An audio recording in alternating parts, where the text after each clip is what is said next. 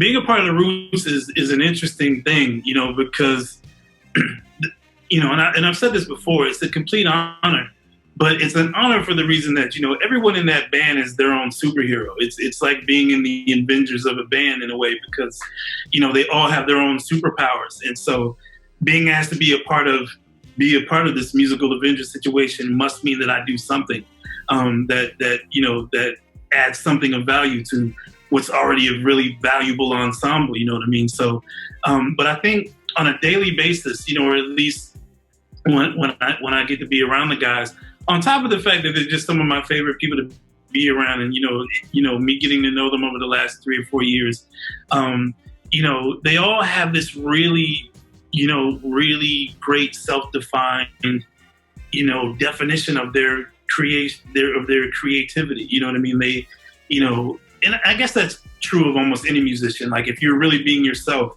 when you're being creative, your own personality is going to come out in your music and the things you create. But I feel like on a daily basis, I really kind of learn to kind of really not only embrace that, but find ways to kind of push that forward, because it's, being in that band, and not only being in that band, but being in a band and being on that show, on the Tonight Show, where so many musicians will come through the show. You hear so many things, and even over the last 3 years, there's so many musicians and artists that I became aware of simply just being in the environment.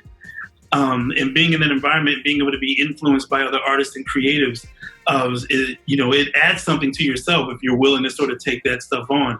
And so, just being a fly on the wall and being able to keep my ear open to new ideas and new artists, and being able to take some of the things that they're doing and the ideas that they're doing and figuring out like, okay, that's really cool. Is that something I can apply to myself at all? Or, and make that a part of my arsenal, or personalize it in a way or whatnot? Or is it just something cool that I can just admire, and just kind of be happy to kind of witness, from my particular standpoint, but all the guys are also just really encouraging. I think they realize that what I do is somewhat unique and a new idea. And again, it's kudos to them for being, forward enough thinkers to incorporate that in an organic situation. Everyone there plays a traditionally organic instrument. So, inviting this alien of a person in who is going to decide like, okay, I'm going to do everything you guys are doing on these pads, or, maybe do something different on these pads or whatever. Like it's really humbling, but also really it's a testament to those guys that they're so welcoming and really encouraging to whatever ideas I might have to bring into the fold. Being a part of the Tonight Show is interesting because TV is something that I've never wanted to be a part of. I've always been a person that's been strictly like music, and that's kind of it. So it didn't really click with me. I remember when Amir, offered me the job, after I thought about it, I was like, okay, cool. Yeah, I get to be a part of this band or whatever. And then only after a while I was like, oh, wow. Yeah, I got to be on TV now. Okay.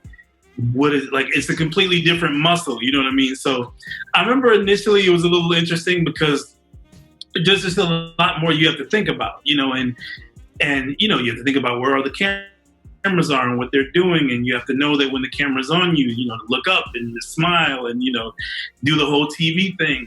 And but it is still TV, and it's not always live TV, even though we've had some live episodes or some live tapings. And so, in TV, if you mess up, you can start over, and so if it does happen. But I think for me, in general, as a creative and practice kind of has always made perfect. And so I'm a person that is always just trying to be as prepared as possible.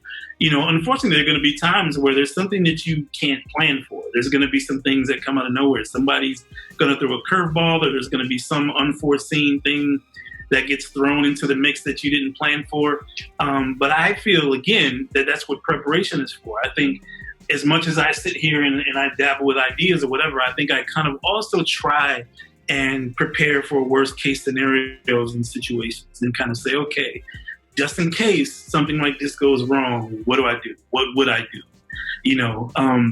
And I think, I feel like the entire band is kind of that way in that they kind of look at it and say, okay, there's a possibility that such and such artist is not going to, hit this mark or do this exactly the way they did it in rehearsal. So what do we do if this doesn't happen, moving forward? And that speaks to the flexibility of them, obviously. And I think I had to learn to adapt to and incorporate that kind of flexibility into what I do, especially using a new instrument. But that's, again, kind of one of the beauties of having an instrument like this and using a program like Ableton that has so much flexibility that you can kind of recover quickly and do things on the fly, depending on whatever the issues are. But yeah, television is a different beast. Television is a different muscle that that I'm still learning. That I've gotten used to a lot of things, but my particular function is a pretty defined function.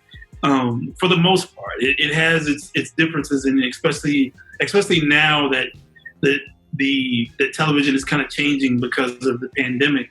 There's I think everyone is kind of adapting to new things. The episodes that we've taped over the last month are obviously way different than the episodes we've taped over the last 2-3 years. So I think with that, you kind of take on that, like, okay, whatever it is, bring it on and we'll figure it out. And to me, in a nutshell, that's kind of what my experience has been on the show.